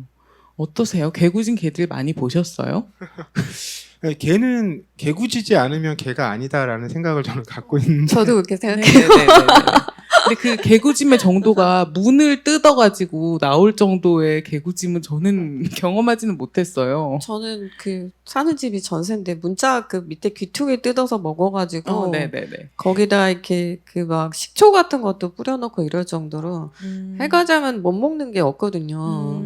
그것 때문에 그 저희가 집 구조가 되게 웃긴데 식탁과 식탁 의자가 굉장히 멀리 있어요. 네. 왜냐하면 식탁 의자에 올라가서 식탁으로 가서 맞아요. 예, 거기 포도 2송이를 다 먹어버린 거예요. 괜찮았어요? 그래서 병원에 입원해서 3일간 입원해서 수액을 3일 동안 맞으면서 제가 정말 너무 막 어이도 없고, 그러니까 그런 식으로 그러니까 모든 사고를 다치고 다니니까. 근데 저는 이런 얘기를 이제 페이스북에 육아일기처럼 이렇게 올리면 이제 패친들은 너무 즐거워하시더라고요. 오늘은 또 무슨 사고 친 거야? 막 이러면서. 근데 말씀하신 것처럼 사고를 안 치면 걔가 이제 아닌 것 같은, 거의 그렇게 제가 세뇌를 당하며 사는 것 같아요. 약간 그런 느낌도 있을까요? 뭔가 그렇게 예상 외에 감당할 수 없는 사건 사고들을 계속 치지만, 그리고 그런 사고를 맞았을 때 주인으로서 나도 당황스럽기도 하고 또 막 돈도 들어가니까 또 스트레스도 받지만, 그런 한편 그걸 품어줄 수 있는 나. 그런 나에 좀 취하는 그런 나. 건가요? 그냥 뭐 이제 그 반려동물들은 이제 지갑으로 키운다고 그래서 그냥 맞아요, 지갑 맞아요. 우리 진짜로. 지갑으로 키우는 애들 이런 거죠. 정말로 그런 게, 정말 그 노견들을 데리고 있다 보면 그 1년 동안 노견한테 드는 병원비가 그냥 중고차 한 대 값은 그냥 쉽게 넘어가는 정도로 그랬던 일이 저는 굉장히 많았고, 그리고 이렇게 반려동물들이랑 같이 있다 보면 막 물론 장난을 치기도 하지만 그게 결국은 다 내 탓이라는 생각도 되게 많이 들어요. 인간이 이걸 여기 둔 게 잘못이고, 인간이 여기서 냄새가 나는데 네가 뜯어먹을 수도 있다는 생각을 못한 인간이 잘못이야라는 생각을 하게 되면서 좀 저도 나름대로의 그 포용력이 더 생기는 것 같기도 하고요. 네. 개, 고양이를 생각해 보면 근래 한 10여 년 동안 한국 사회에서는 고양이에 대한 관심과 인기가 아주 폭발적으로 늘어났잖아요. 아마 개들 입장에서는 좀 섭섭할 수도 있겠다. 라는 생각이 들기도 하는데 더불어서 오늘 아마 이 주제가 카렌 차파크의 두 책이 멀지 않은 때 같이 다른 출판사에서 소개된 맥락을 생각해 보면 또 한편으로는 식물에 대한 관심도 이걸 포괄적으로 보면 인간이 아닌 다른 생명과 함께 살아가는 것에 대한 관심이 네네. 커졌다라고도 볼 수 있을 것 같은데 특히 이제 이미랑 작가님께서는 그 식물에 대한 관심이 급속도로 커지는 과정 중에서 식물에 관련된 책을 또 쓰셨고 네. 관련된 이야기를 하는 자리에도 많이 서게 되셔서 네네. 정말 실감하실 것 같거든요. 네, 굉장히 제가 시기를 잘 탔다고 생각하고요. 일단 제가 6, 7년 전에는 정말 외로웠어요.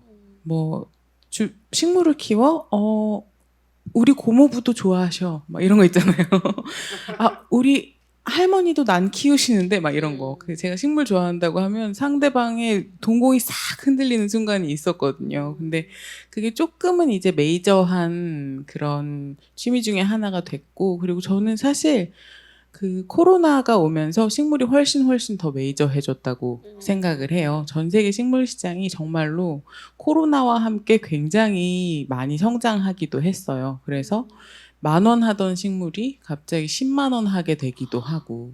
왜냐면 이제 사람들이 집 안에서 이렇게 있는데 뭔가 푸릇푸릇하고 내가 그렇게 큰 정성을 쏟지 않아도 조금의 정성으로 어떤 변화를 볼 수 있는 거에 대해서 되게 뭔가 좋다고 느꼈던 것 같아요, 다들. 그래서 코로나 시절에 식물 시장이 정말 많이 성장을 했고요. 그리고 그런 와중에 또 희귀 식물 시장이 또 굉장히 많이 성장을 하면서 혹시 이런 단어 들어보셨을지 모르겠어요, 여기 계신 분들이. 혹시 식테크라는 단어 들어보신 적 있나요? 그냥 손바닥만한 이파리 한 장에 200만 원짜리 식물 막 이런 것들 있잖아요. 그리고 정말 작은데 작은 한 주가 1,500만 원 막 이런 식물들이 있어요. 근데 코로나 와중에 이런 희귀 식물 시장도 굉장히 많이 성장을 했거든요. 그래서 저는 그 희귀라는 단어가 건드리면 사람의 마음에 되게 이상한 것이 작용하지 않나 싶은 생각도 하는데 아무튼 다들 뭔가 이렇게 향상성, 막 더 나아가고 싶다, 더 좋아지고 싶다 이런 거보다는 그냥 지금 내 공간을 더 푸릇하게, 더 편안하게 꾸미고 그리고 지금 행복하고 싶다라는 마음 때문에 식물을 또 많이 데리고 와서 키우시는 거 아닌가라는 생각합니다. 이렇게 식테크 얘기가 나올 정도로 갑자기 저는 이건 많은 분들이 관심을 가질 만한 키워드가 아닌가라는 생각이 들었는데 왜냐하면 부가가치가 그 정도로 클 줄은 생각을 네. 못했고요. 보통은 옛날에 이제 그 부모님들이 이렇게 맞아요. 번식이 쉬운 이제 네. 식물들 같은 게 있으면 친척분들 오시면 네. 나눠주고 이제 이런 정도의 그렇죠. 생각만 했었는데 놀라운 일이네요. 저도 이렇게 친구들한테 제발 좀 가져가라고 제발 좀 가져가라고 하는데 그 식테크 시장도 굉장히 많이 커져가지고 식테크 시장도 코로나 중에 굉장히 많이 커졌고 그리고 돈의 단위가 진짜 무서울 정도로 높아져서 와 신기하다라고 저도 생각을 하긴 했었어요. 네. 혹시 막 그 몇 년 전에 있었던 튤립 광풍처럼 또 한번 광풍 오나요? 맞아요. 그런 광풍이 난초라던가 막 이런. 네, 그 약간 네덜란드에서 튤립 광풍이 있었잖아요. 그래서 구근 하나랑 소 한 마리랑 바꿀 정도로 광풍이 있었는데 최근에는 그 제일 유명했던 친구가 알보 몬스테라라는 친구가 있어요. 근데 사실 학명으로 얘기하자면 몬스테라, 보르시지아나, 알보 바리에가타 이런 식으로 되는데 그 돌연변이인 거예요. 제가 아까 말씀드린 것처럼 돌연변이들은 굉장히 추앙받는데 돌연변이들은 또 되게 무서운 점이 뭐냐면 아름답게 키워내기가 그렇게 쉽지가 않아요. 그렇게 쉬우면 희귀식물이 아니겠죠. 그리고 돌연변이가 다시 자손을 맺는다고 해서 돌연변이가 나오는 게 아니고 그냥 다시 초록색 이파리가 나오거든요. 그래서 그 모체를 잘라서 번식을 시켜야지만 번식이 가능한 거예요. 씨앗을 쫙 뿌려서 막 몇천 몇만 개를 이렇게 키워낼 수 있는 게 아닌 거죠. 그래서 걔네가 이제 희귀식물로 굉장히 각광받으면서 막 몇백만 원, 몇천만 원 이렇게 거래가 됐었죠. 조금 전에 학명 말씀하시니까 언뜻 이제 차페크가 얘기했던 정원가들의 식물 이름에 대한 집착 같은 것들이 떠올랐는데 이 개랑 고양이는 우리가 뭐 품종으로 부르는 게 아니라 어떤 고유명사를 가급적 만들어주는데 식물은 이제 품종도 자꾸 까먹으니까 이름이 너무 길어서 네네.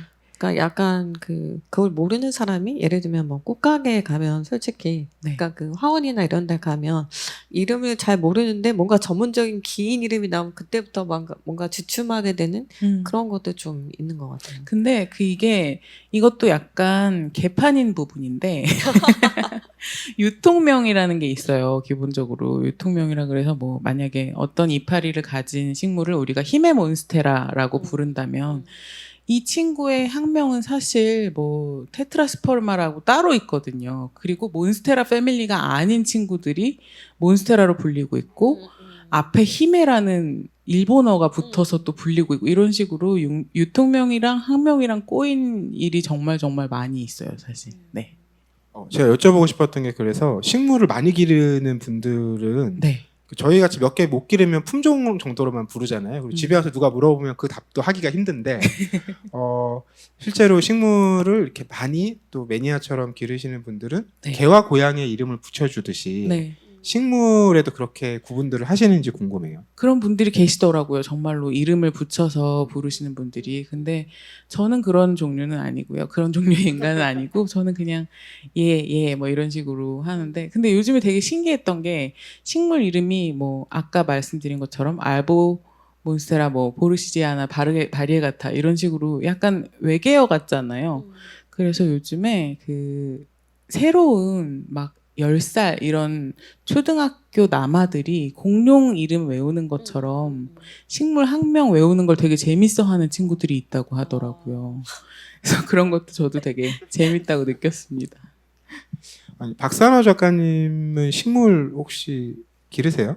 그러니까 저도 그러니까 또 고양이들이 되게 화분 이렇게 망가뜨리고 식물 망가뜨리고 이런 애들이 있는데 송이는 그렇지 않았어요. 그래서 저도 해과장에 오기 전까지는 베란다가 좀 이렇게 집을 싹 훑어가는 좀 특이한 아파트에 살아서 거기를 다 이렇게 화분으로 채우고 근데 저는 달리 재능이 없어서 이제 안 죽이려고 정말 기를 쓰면서 겨우 이제 한 10개 정도 채워놨는데 해과장이 이제 조금 커서 베란다에 와서 빨빨거리고 돌아다니는 순간부터 이제 재앙이 시작된 거예요. 막 흙 다 파내고 특히 또 해과장이 산세베리아를 너무 좋아하는 거예요. 그래서 어느 날 집에 돌아왔더니 거실이 흙바다가 되고 산세베리아가 막 이렇게 정말 난도질을 해놨더라고요. 그래서 이걸 보고 이제 해과장과 우리 식물은 영원히 동거할 수 없겠구나 안녕 하고 이제 집에 있는 모든 화분을 정리했는데 그런데도 가끔 너무 허전해서 저는 주기적으로 대신 이제 꽃집에 가서 꽃을 사서 이제 꽂아놓고 이제 좋아하는데도 가끔씩 뭔가 길러보고 싶다는 생각이 들어서 해과장에 발이 닿지 않은데 이렇게 뭔가 만들어서 좀 해볼까 그런 생각은 좀 해보고 있어요. 약간 이렇게 행잉으로 걸어두는 그런 식물들 네, 시도하시면 좋을 것 같아요. 그래야 될 것 같아요. 네네. 네. 추천은 나중에. 이 고민은 차페크는 크게 고민하지 않았던 대목이긴 한데 어쨌든 차페크는 여기 정원가라고 나와 있고 우리가 정원가를 상상할 때는 집 밖에 어떤 땅이라는 거를 상상하게 되잖아요. 근데 이제 현실적으로 저희가 그런 이제 정도의 구체적인 집 밖에 땅을 갖고 식물을 경작하는 일은 드우니까 우린 이거를 계속 식물로 이제 번역하고 치환해서 생각할 수밖에 없는 이제 차이는 있을 것 같다는 생각도 듭니다.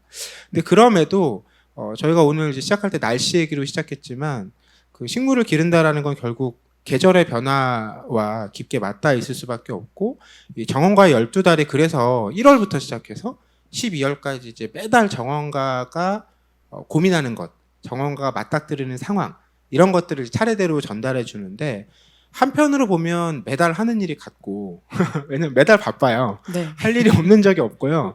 늘 다음 달을 기다리고 또 기다리면서 뭘 준비하는 사람들이란 생각이 들었거든요.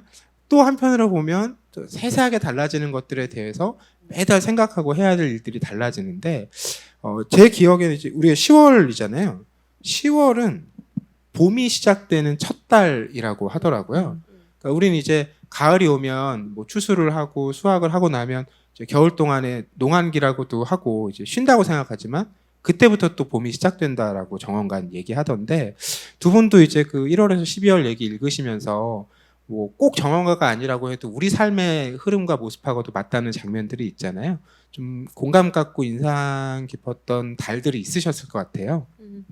그러니까 저는 글을 쓰는 입장에서 그러니까 1년 12달을 이렇게 달달이 나눠서 이야기를 끌어낼 수 있다는 게 우선 너무 놀라웠어요. 물론 이제 너무너무 열정적인 정원가니까 그렇게 글이 나올 수 있었겠지만, 그런데 이제 저는 작가님처럼 이렇게 막 뭔가를 이렇게 열심히 기르고 이랬던 사람이 아니라서 사실 이 책을 읽어야 했을 때 굉장히 그냥 정말 일도 기대하지 않고 이제 책을 집었는데 정말 매달 매달 새로운 일들이 일어나서 너무 놀라웠고요. 또 읽으면서 너무 재밌었고, 근데 역설적으로 저는 이 12개의 달에 대한 얘기 중에서 11월이 가장 마음에 들었어요. 그러니까 어떤 점이 제일 마음에 들었냐면, 이제 11월이면 여기서 어떻게 얘기를 했냐면, 가게라면 이제 셔터 문 닫고 그냥 아무것도 안 하고 있을 거라고 생각할지 모르지만, 아니야. 그래서 11월은 정원가에게 막 아주 중요한 달이야. 그러면서, 그러니까 내년을 준비하고 이제 그 사람의 육안으로는 보이지 않지만 땅 속에서 굉장히 씨앗들과 모두 힘을 내서 밖으로 나오기 위해서 힘을 비축하고 지금 이 과정을 해놓지 않으면 나중에 흙 위로 보이는 이런 일들이 일어나지 않아. 그러니까 지금이 가장 마법 같은 달이고 가장 중요한 달인데 너무 감동을 받은 거예요. 그러니까 예를 들면 이제 또 뮤지션이니까 아시겠지만 이렇게 무대에 나와서 정말 화려하게 노래를 하고 이런 모습만 우리는 보게 되잖아요. 근데 사실 그 전에 굉장히 무수한 시간을 곡을 쓰시고 연습하시고 또 그 과정에서 이제 뭐 울기도 했을 것이고 이런 과정이 있는데 그걸 우리는 못 보고 어느 날 정말 뭐 혜성같이 등장한 뮤지션 이런 것만 보게 되잖아요. 작가도 마찬가지로 뭐 책 한 권이 나오면 그때부터 이제 그 새로운 독자들을 만나기 위해서 북토크도 많이 하고 요새는 좀 굉장히 많은 행사를 다니지만 그러기 전에 책이 나오기 전에 원고를 쓰는 과정에서 굉장히 많은 그 두려움과 이제 공포와 이제 또 뇌굴구려병에 걸려서 막 괴로움에 몸부림치는 이런 과정들이 정말 이제 인고의 세월을 지난 다음에 책이 나오게 되는데 그게 다 저는 그 과정이 여기서 표현한 11월이라는 과정하고 너무 잘 맞는다는 생각이 드는 거예요. 그래서 정원가의 일은 사실은 기다리는 일이다라는 말처럼 모든 예술가나 뭔가 창작 만들어내는 사람들은 기다리고 끊임없이 이렇게 공허해지고 척박해지는 마음에 물을 주는 이런 과정이 필요하구나 해서 저는 11월이 정말 이 한 꼭지만 읽어도 이 책을 산 보람이 있다 이런 생각이 들었어요. 아주 강력한 추천이네요. 이 11월 한 달로 이 책 전체를 알 수 있다. 11월을 추천해 주셨는데 이미랑 작가님은 몇 월 말씀해 주시겠어요? 네, 저는 아까 일단 말씀하셨는데 내 글 구려병 말씀하셨는데 우리끼리만 웃은 것 같아서 약간 작가들한테 있는 병이거든요. 내 글 구려병. 네. 작가들이 그런 불치병을 앓고 있는 거 알아주셨으면 좋겠고 저 같은 경우는 4월이랑 10월을 굉장히 좋아했거든요. 근데 이게 아까 농한기라는 말씀하셨어요. 근데 정말로 가드너들끼리는 요즘에 농번기라서 너무 바빠. 이런 얘기 되게 많이 하거든요. 나는 나 나름의 농사를 짓는 거니까요. 그래서 봄이랑 가을에 저는 그 흙을 만지지 않고 지나가는 날이 거의 없는 것 같아요. 거의 매일매일 분갈이를 하고 있고 거의 매일매일 뭔가를 심고 있고 매일매일 뭐 흙을 치우기도 하고 뭐 물을 주기도 하고 그러면서 정말 바쁜 시간을 보내고 있는 것 같은데 제가 느끼기에 뭔가 만드는 사람들 뭔가 창작하는 사람들 같은 경우에는 특히 노트나 컴퓨터만 앞에 두고 창작하는 사람들의 경우에는 이렇게 정직한 방식으로 몸을 움직이는 일이 그렇게 많지 않을 수도 있어요. 그래서 저는 가드닝을 안 했으면 진짜 정말 계속 지하주차장 인생을 살았을 것 같고 그냥 이곳의 지하주차장에서 저곳의 지하주차장으로 가고 그냥 뭐 이런저런 외투가 그냥 좀 트렁크에 있어서 아무거나 그냥 입고 다니고 뭐 약간 이런 인생을 되게 길게 살았을 수도 있겠다는 생각 많이 하는데 봄과 가을이 있기 때문에 모든 가드너들이 또 더 행복할 수 있는 거 아닌가. 그리고 그런 봄과 가을에 대한 행복이 카렐 차페크 글에도 굉장히 많이 묻어나 있어요. 그래서 그런 것도 저는 굉장히 좋았던 것 같습니다.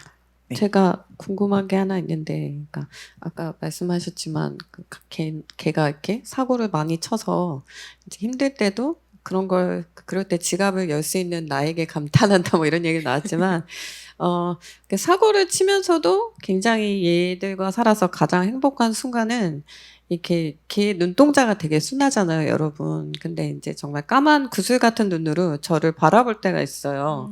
그럴 때 가서 이렇게 머리를 쓰다듬어 주면서 둘이 눈 맞추고 있을 때 그때 그 느낌은 정말 너무 진부한 단어지만 정말 힐링이 되거든요. 그러니까 그 순간만큼은 그 해피랑 저밖에 없는 거예요. 그 머리를 쓰다듬을 때 정말 도파민 같은 게 막 솟는 느낌이 드는데 지금 흙을 만지실 네. 때도 그런 느낌이 나오는지 저는 그게 좀 궁금해요. 그러니까 저는 좀 감정 기복이 굉장히 심한 편이에요. 그래서 막 기분이 좋았다가 또 집에 가면 확 시들어 버리고 막 이런 거가 이런 굴곡이 굉장히 큰 편인데 이제 좀 집 밖에서 아무래도 이야기도 하고 뭐 이런저런 많은 것들을 보잖아요. 근데 그런 것들이 이제 자극이 될 때 오히려 저는 집에서 굉장히 천천히 굉장히 느리게 연주되는 피아노 앨범 같은 거 틀어놓고 이파리를 닦는다든지 아니면 뭔가 흙을 만진다든지 이러면서 좀 제 심장을 좀 진정시키는 걸 좋아하는 편인 것 같아요. 이게 막 도파민이 생성되고 이런 거랑은 조금 다르고 근데 또 이런 식으로 정적으로만 제가 표현하면 안 되는 게 막 50리터 푸대 같은 거 나르면서 땀 막 엄청 뚝뚝 나고 특히 여름 가드닝 장난 아니거든요. 약간 무슨 하계 훈련 같은 느낌으로 막 해가 엄청 쬐는데 거기서 막 땀은 뚝뚝 나는데 막 이런데 다 흙이 막 다 붙어 있어요.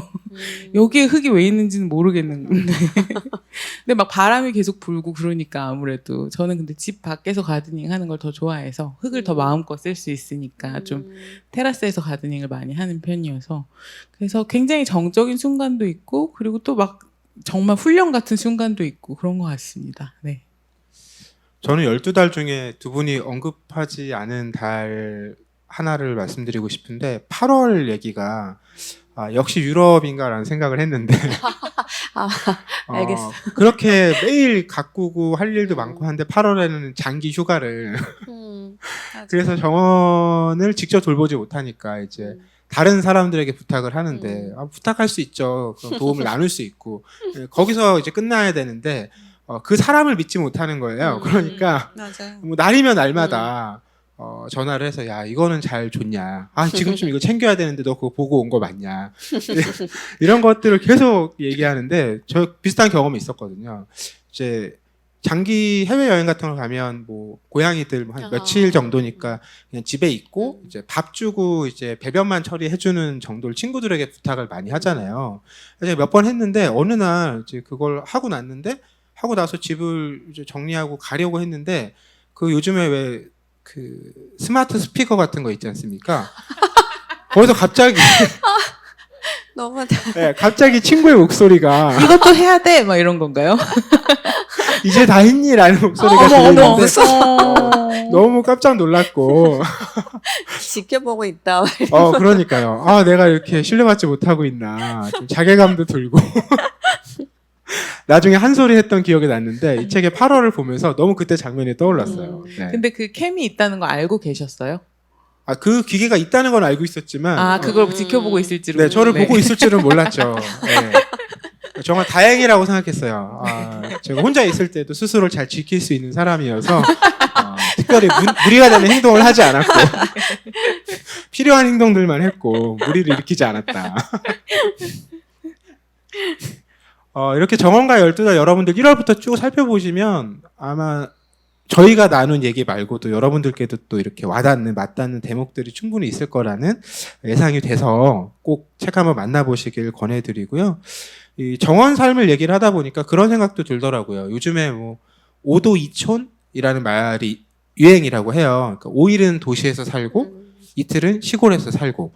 그러니까 이게 옛날처럼 무슨 전원주택이나 세컨드하우스가 아니라 특히 이제 MZ 세대들 같은 경우에 애초에 서울에 집을 장만하는 게 어려우니까 서울에선 계속 월세로 사는 겁니다. 평일에 원룸에서 살고 대신에 충청도 요 정도 되는 우리가 이동이 가능한 그런 곳에 이제 시골집을 마련해서 그곳에서 좀 넓은 공간과 조금 여유를 맛보는 이제 이런 시도를 한다고 해요.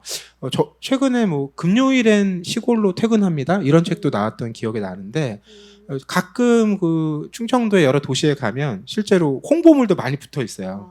뭐 주말에는 공주에서, 뭐 주말에는 예산에서 이런 것들이 붙어 있어서 저도 관심 갖고 보고 있는데 혹시 뭐 이미랑 작가님은 특히 정원 실제로 흙 만지는 걸 좋아하시니까 이렇게 장기적으로 네. 나중에는 좀 그렇게 시골에서 터를 잡고 살고 네. 싶다거나 이런 꿈 갖고 계신지 궁금해요.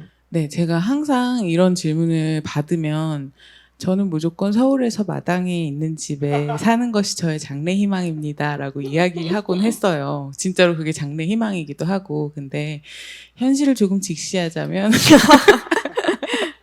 서울에서 마당이 있는데 30억 안쪽에 뭔가 할 수 있는 집은 없다고 봐야 되겠더라고요. 그래서 이것은 굉장히 내가 생각을 비틀어야 하는 일이다 라는 생각 많이 하고요. 실제로 아까 말씀하신 그 책 쓰신 분이랑 저 같이 방송한 적이 있었는데 너무너무 그 만족도가 높더라고요. 그래가지고 실제로 정말 저 정도 돈이면 시골에서는 집을 살 수 있다고? 그리고 저 정도 돈이면 집을 다 고칠 수가 있다고? 그러면 그거는 진짜 생각해 볼 만한 건데? 라는 생각이 들긴 해요. 근데 제가 좀 이동에 스트레스를 받는 성격이어가지고, 그리고 운전하는 것도 되게 싫어해가지고, 그거는 또 조금 더 고민을 해봐야 되는 문제인 것 같긴 합니다. 박선호 작가님은 개, 고양이, 특히 개는 마당이 있는 집을 많은 사람들이 또 그런 로망으로 갖고 있잖아요. 네, 근데 그것도 그렇고 이제 해피가 요새 좀 살이 쪄가지고 13, 14kg 정도 되는데 블랙탄이다 보니까 이제 매일 산책을 가려면 엘리베이터를 타야 되거든요. 저희 아파트가 좀 고층이라서. 그러면 해피는 또 굉장히 머리가 좋아요. 눈치도 빠르고 해가지고 이제 엘리베이터에서 항상 구석에서 조용히 얌전히 앉아있기 이거를 이제 훈련을 계속 시켰어요. 그러니까 이제 할머니들이 보시면 너무 순하다, 점잖다 이렇게 얘기를 하시지만 또 막 좀 굉장히 개를 무서워하시는 분들은 그러니까 엘리베이터 문이 열렸을 때 막 너무 막 경악하시고 막 또 비명을 지르면 또 해피도 순간적으로 놀래고 이런 일들이 요새 너무 잦아지는 거예요. 그리고 산책하면서 또 몇 번 좀 안 좋은 일도 있었고 그래서 저도 이제 좀 나이에 들다 보니까 이제 언제까지 또 아파트가 또 전세기도 하고 그래서 정말 좀 무리를 해서라도 마당이 있는 집에 가서 산책 나갈 때 이제 눈치 보지 않고 나갈 수 있는 집에서 사는 게 좋지 않을까 하고 제가 뭐 20, 30대였으면 뭐 이제 집에 그래도 투자 기능이 있으니까 아파트 포기할 수 없어 하지만 이제 저는 살 만큼 살아서 여생이 얼마 남지 않았다고 생각하니까 마지막 정말 여러분 그 정도는 아니신 것 같은데. 네. 제가 50대에 들고 나면 굉장히 생각이 많아지실 거예요. 제가 딱 50대에 들고 나니까 이제 길어봐야 20, 30년을 살 수 있는데 이 20, 30년은 정말 남의 눈치 보지 않고 행복하게 나랑 또 송이도 맨날 안방에만 갇혀 있거든요. 햇빛 때문에. 그래서 좀 나무가 있는 집에 가면 송이도 이제 마당에 가서 좀 떼어놓을 수 있고 해과장도 이제 눈치 안 보고 엘리베이터에서 이렇게 막 이제 사람들한테 잘못한 것도 없는데 야단맞지 않고 다닐 수 있는 이제 그런 집을 좀 구해야 되겠다 이런 생각을 좀 적극적으로 해보기 시작했어요. 이제 저도요. 모두의 꿈이 이루어지기를 그러게요. 부디. 네, 간절히 바라는 마음이고요. 작가님은요? 저요? 네. 강아지 키우고 싶다고 그러시지 않으셨어요? 네, 저는 지금도 어떤 주거 실험을 조금씩 하고 있는데 저는 이제 원래 사는 곳은 인천이었어요. 인천이 수도권에서 상대적으로 저렴한 편이니까. 그리고 저는 책이 너무 많아서 제가 책을 사는 게 이제 병이어서 네, 여러분들 상상이 안 가실 텐데 그 인천의 한 20평 아파트에 책이 2만 권이 넘게 있어요. 근데 그 정도는 막 무너지지 않나요? 그렇죠. 불안하죠. 네. 네. 그래서 일단 그 집을 포기하고 그렇지만 그 책을 옮길 수는 없으니까 음. 그대로 두고 저는 지금 서울에 서촌에 아주 작은 방 하나를 얻어서 그래서 책에다가 집을 양보하고 여기서 좀 여유롭게 살고 있거든요. 그것도 로망인 거 아닌가요? 누군가에게는. 네, 근데 살다 보니까 여러 가지 좀 생각이 드는데 이제 그 책이 없어도 너무 잘 살고 있잖아요. 그렇다면 저 책이 저에게 정말 필요한 것인가? 다 없어도 되지 않나 생각이 들고 또 사람들은 그 집을 뭐 어떻게 해야지라고 생각하는데 이제 인천에 또 오래된 아파트라서 관리비도 굉장히 싸서 창고 임대료보다 관리비가 훨씬 싸다. 사실상 나는 창고로 생각하고 쓰고 있다. 또 이런 상황이긴 한데 아마 당분간은 이런 상태가 좀 지속될 것 같고 저도 이제 그 책 때문에 여유로운 공간에 대한 꿈을 한참 꿨거든요. 그리고 전원주택에 대한 것도 막 한참 알아보고 했어요. 근데 요즘 이렇게 해보니까 책을 포기하고 버리는 쪽이 한결 제 삶을 이제 유연하고 자유롭게 만들어줄 수 있지 않나라는 생각을 하고 있고 실제로 그래서 그 책들을 이제 해결할 방법들을 요즘에 적극적으로 궁리하고 있어요. 저는 책을 맡아서 이렇게 보관해 주시는 그 서비스를 하고 있는데 그러니까 좀 살 것 같더라고요. 그러니까 온 집안이 책에 점령 당하니까 그것도 한번 생각해 보세요. 맞아요. 책은 여러분들 어느 정도 넘어가면 다 부동산의 문제로 이게 무슨 맞아요. 지식과 감성의 문제가 아니라 다 부동산의 문제로 치환이 되니까 조심하시기 바랍니다. 네. 네, 저희 오늘 뭐 카렐 차페크의 두 책으로 뭐 꼭 카렐 차페크 얘기뿐 아니라 뭐 저희들의 삶의 얘기까지 쭉 나눠봤는데 그래도 이제 카렐 차페크가 체코의 이제 대표 국민 작가로 꼽히는 사람이다 보니까 한국의 여러 다른 작품도 소개가 되어 있고 또 이 오늘 얘기 나눈 두 권의 책 정원가의 12달 또 개와 고양이를 키웁니다 맞죠? 네.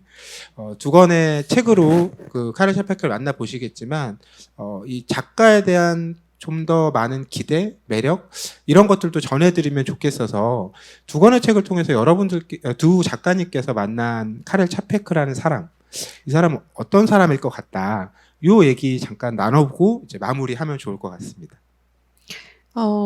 저는 카렐 차페크라는 작가가 있는 건 전부터 알고 있었는데 저는 직업상 워낙에 많은 책을 읽어야 돼서 꼭 굳이 내가 체코 작가까지 알아야 할까? 이런 생각이 들었는데 이제 이 페스티벌을 계기로 두 권의 책을 읽으면서 정말 너무 감동했어요. 그리고 이 작가 덕분에 오히려 이제 체코란 나라에 대해서 더 알아보고 싶다는 생각도 들었고 또 약간 슬픈 얘기지만 이제 그 나치의 탄압을 받기 시작할 때 이분이 돌아가시고 형은 그 수용소에서 돌아가셨거든요. 그래서 이 두 분이 글과 그림이라는 이 작품의 결과물을 세상에 내놓지 않았다면 우리가 좀 더 쓸쓸하게 살아가지 않았을까. 그래서 그런 의미에서 책과 만날 수 있다는 게 너무 저는 이번 축제가 행운이었고요. 그래서 이제 축제는 끝났지만 저는 차페크가 남긴 소설을 이번에 읽어보자 그런 결심을 하게 됐습니다. 저 같은 경우는 이분을 직접 만나면 정말 자연스러운 분이 아니었을까라는 생각을 많이 했어요. 막 개도 좋아하시고 고양이도 좋아하시고 정원도 좋아하고 저잖아요. 그래서 굉장히 자연스러운 분일 것 같다는 생각 많이 하고 그리고 아마도 손이 굉장히 거칠지 않을까라는 생각도 들더라고요. 근데 자연스럽고 따뜻한 와중에 계속 창작을 하시던 분이었으니까 또 뭔가 내가 행간에서 잃지 못한 그런 돌발적인 부분이 분명히 있는 사람이 아니었을까라는 생각도 하게 되었고요. 그리고 이번 기회를 통해서 카렐 차페크의 작품들을 더 제가 열심히 들여다보면서 아, 그래. 이렇게 뭔가 함께하는 삶이 이렇게 즐거운 거지. 가드닝도 그렇고, 뭐, 개도 그렇고, 고양이도 그렇고, 함께하는 삶이 이렇게 가치 있는 거지라는 생각을 더 많이 하게 됐던 것 같습니다. 네, 저희가 어느덧 이렇게 이야기를 나누다 보니까 행사가 이제 마무리 시간을 얼마 남겨두지 않고 있습니다.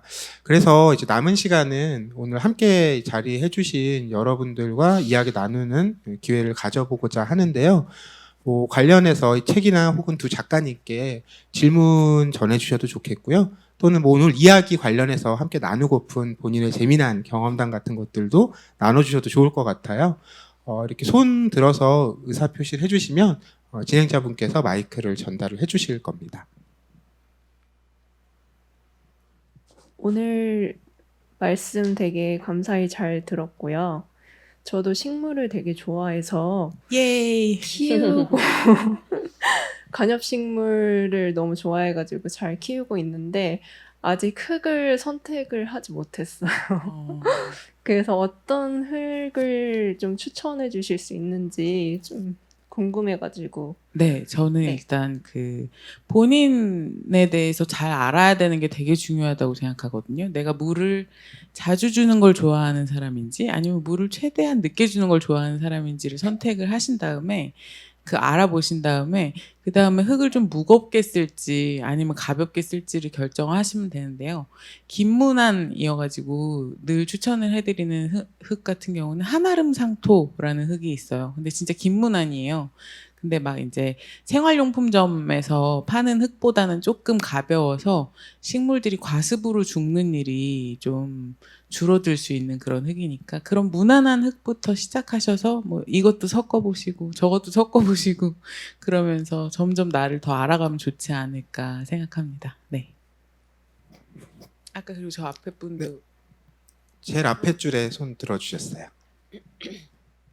저도 식물에 대해서 궁금한 게 있어서 질문 드리려고 하는데요. 제가 홈오피스 있잖아요. 집에서 근무하는 거 그거 하고 있는데 그래가지고 식물을 좀 키워가지고 조금 마음의 안정을 좀 받으려고 하는데 환기를 시키기가 좀 힘든 집이거든요. 제 집이. 그래가지고 환기를 좀 많이는 못 시켜요. 일반적인 집보다는. 그래가지고 그런 집에도 키울 만한 식물이 어떤 게 있는지 궁금해서 질문 드려보게 됐습니다. 네, 일단 환기는 진짜 중요하거든요. 되게 많은 초보분들이 통풍을 놓치셔서 식물을 죽이는 경우가 진짜 많으세요. 그래서 환기가 진짜 중요한데 이거를 꼭 창문을 열어서 해야 된다는 생각보다는 그냥 작은 선풍기 같은 거 하루에 한두 시간이라도 틀어주면 그 식물 근처에 쌓인 산소를 선풍기가 싹 날려주면서 다시 이산화탄소를 갖다 채워주고 이런 식으로도 통풍의 효과를 보실 수가 있어요. 그래서 인공적으로도 할 수 있다는 거 기억하시면 조금 더 많은 식물 키우실 수 있지 않을까 싶습니다. 네. 네, 그러면 시간이 충분히 흘러서 저희 오늘 이야기 마무리 지을까 하는데 오늘 주제가 그리고 우리 와우 페스티벌 전체 주제가 다정함으로 길을 묻다잖아요. 이 대목을 중심에 두고 책을 쭉 읽어봤어요. 저는 두 가지 대목이 기억에 남고 여러분들과 꼭 나누고 싶었는데 이 다정함이라는 걸 우리가 나누기 위해서 필요한 게 뭘까? 첫째는 신뢰 같아요. 개와 고양이를 키웁니다. 그런 얘기가 나오거든요. 사람도 우리가 믿는 만큼만 문명을 만들 수 있었다라는 거예요. 내가 밖에 나갔을 때 저 사람이 나를 해하지 않을 것이라는 믿음이 없다면 야생동물들이 실제로 밖에서 만났을 때처럼 으르렁 거릴 수밖에 없다라는 거죠. 이 대목 하나. 그리고 또 하나는 여유와 기다림인 것 같은데 정원가 12달에 보면 계속 식물들의 위치나 배치나 이런 것들을 계속 바꿉니다. 바꿔놓고 이제 조화롭게 됐어. 근데 또 계절이 바꾸면 또 바꿔요. 기분이 바뀌면 또 바꿔요. 그러니까 우린 늘 이제 미완의 존재고 서로 맞춰가는 존재라는 거잖아요. 근데 우리는 나의 부족함은 내가 늘 용인하지만 남이 내 기대만큼 완벽하지 않을 때는 화를 잘 내잖아요. 네, 그런 부분에서 우리에게 필요한 다정함을 구하는 길이 그런 믿음과 여유, 기다림 이런 것들이 아닐까 좀 생각해보는 시간이었고요. 이야기 마무리하면서 두 분 작가님 마지막 인사 말씀 듣겠습니다. 한 말씀씩 부탁드릴게요. 네, 오늘 일요일에 또 비 오는 아침이라서 아무도 그러니까 정말 아주 몇 분 안 오실까봐 좀 살짝 걱정했었는데 이렇게 많이 와주시고 이렇게 고개 끄덕여주시고 얘기 너무 잘 들어주셔서 큰 감동을 안고 집에 가게 됐습니다. 감사합니다. 네, 오늘 저는 두 분과 함께 너무 즐거운 시간 보냈고요. 그리고 정말로 좋은 에너지 뿜어주셔서 더 재밌게 이야기 나눈 거 아닌가 싶고, 그리고 일요일 아침에 굉장히 잘 어울리는 대화였다라는 생각도 맞아요. 네, 드는 것 같아요. 음. 오늘 남은 시간 잘 보내시고요. 와주셔서 너무 감사합니다. 네, 그럼 개와 고양이와 정원사라는 주제로 오늘 카레 샤페크의 책 2권으로 이야기 나눈 오늘 행사는 여기에서 마무리하겠고요. 다음에 또 반가운 자리에서 뵙기를 기대하겠습니다. 고맙습니다. 감사합니다.